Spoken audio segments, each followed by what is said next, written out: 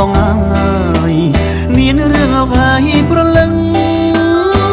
បងព្រួយបងភ័យខ្លាចណាស់តែស្រីនាងខឹងម្ដេចក៏យំមកយ៉ាងនឹងខឹងនឹងបងរឿងអ្វីឬអូនប្រច័ណ្ឌនឹងបងរឿងដែលហុំកន្លង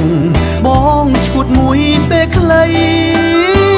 តែដល់ពេលនេះបងយល់ច្បាស់ហើយពិសីសូមអូនឈប់មកសង្ស័យគ្មានថ្ងៃក្បត់ស្រីទៀតទេ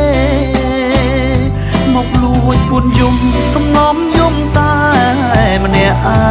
ងឲ្យបងចំបែងស្ទើបែងអូរ៉ាហ៊ានវាំងបេះដូងបើសិនជាអូនត្រូវការបញ្ជាក់ប្រាប់ថាសង្ខារបងផ្ញើលើស្រីញញឹមភ្លាមមកណាអូនកុំធ្វើមុខស្រពោន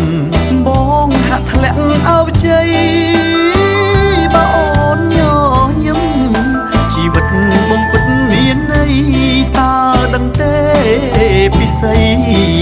រូបស្រីជាជីវិត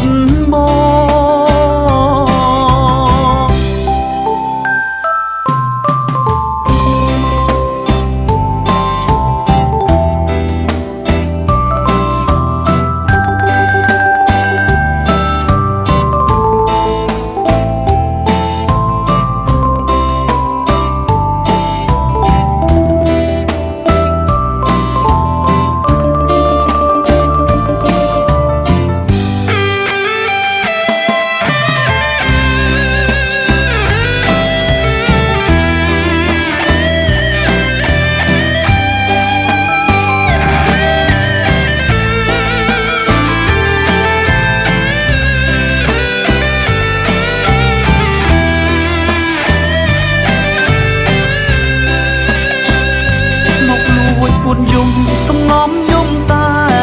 ម្នាក់ឯងឲ្យបងចំបែងស្ទើបែងអូរ៉ាហ៊ានវាំងបេះដូងបើសិនជាអូនត្រូវការបញ្ជាក់ប្រាប់ថាសង្ខារបងផ្ញើលើស្រីញញឹមភ្លាម